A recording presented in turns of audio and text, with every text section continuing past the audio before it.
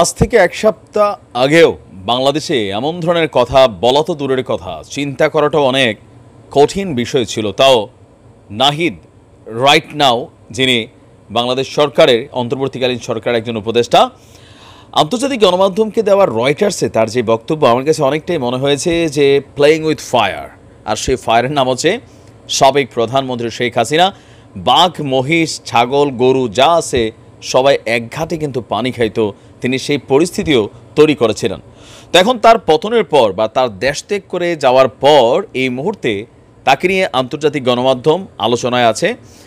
আর হুট করেই রাতারাতি জিরো টু হিরো বনে যাওয়া নাহিদও তিনি তার যে অবস্থান এই বৈষম্য বিরোধী আন্দোলনকে কেন্দ্র করে তার যে উত্থান, সেই উত্থানের জায়গা থেকে তার বক্তব্যটা এই মুহূর্তে আন্তর্জাতিক গণমাধ্যম রয়টার্স ফোকাস করে ছাপছে আরও বিভিন্ন গণমাধ্যমও।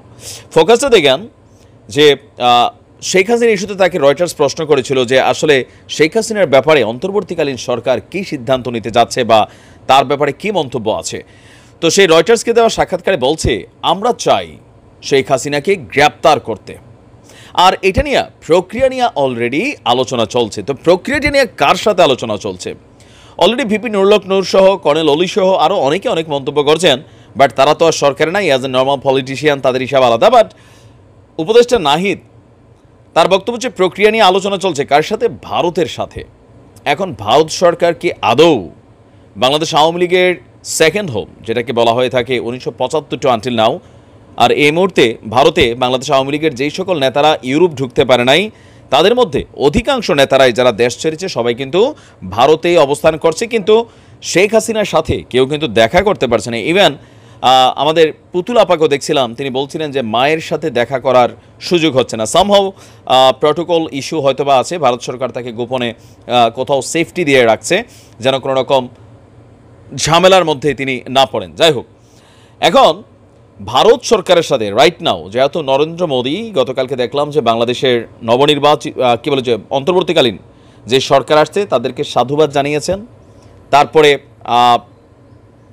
আরও অনেক ধরনের কথা বলছেন, কোঅপারেশন করবে, নানান ইস্যুতে মন্তব্য করেছে।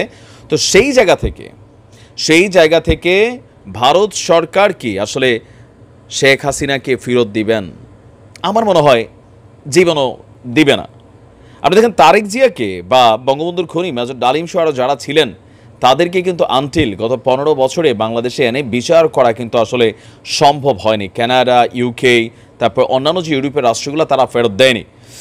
আর ভারত যেহেতু বাংলাদেশ আওয়ামী লীগের একটা সেফ হাউস, তো সেই সেফ হাউস থেকে তাকে ফেরত দেওয়াটা এটা সম্ভব না।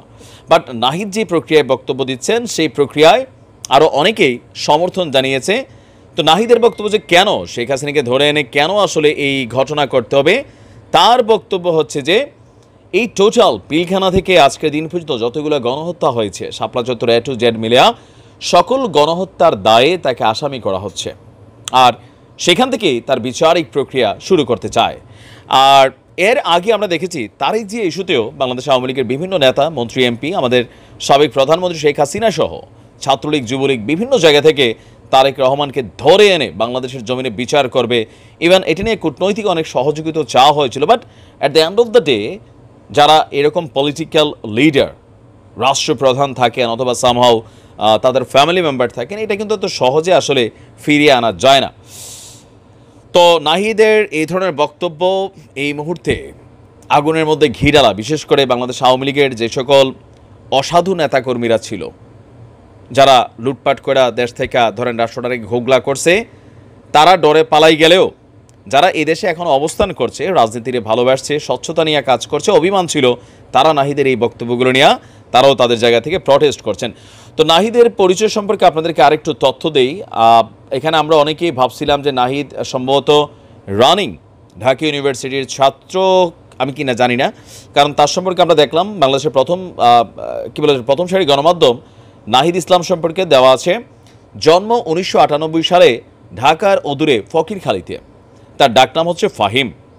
ঢাকা বিশ্ববিদ্যালয় থেকে সমাজবিজ্ঞানে অনার্স এবং মাস্টার্স করে ফেলেছেন। এখন তিনি কি কোনো পিএইচডি ডিগ্রি করছেন অথবা এমফিল বা সামহাউ আরও কোনো পড়াশোনা করছিলেন কিনা, সমাজবিজ্ঞানে তিনি পড়াশোনা করার কারণেই সামাজিক বৈষম্য রাজনীতি নিয়ে তিনি আগ্রহী ছিলেন আগে থেকেই।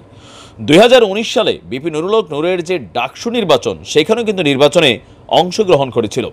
আর সর্বশেষ 2023 সালে ছাত্র সংগঠন গণতান্ত্রিক ছাত্র শক্তি নামক একটা সংগঠন করেছে। সেই সংগঠনটির কেন্দ্রীয় সদস্য সচিবও তিনি ছিলেন। 2024 সালে কোটা আন্দোলনের নেতৃত্ব থেকে গণ অভ্যুত্থানের নায়ক আর রাইট নাও সরকারের উপদেষ্টা তথ্য প্রযুক্তি বা যোগাযোগ খাত সম্পর্কে। এখন বিষয়টা কি আসলে এত সোজা? এত সোজা না। ভালো থাকুন। আসসালামু আলাইকুম।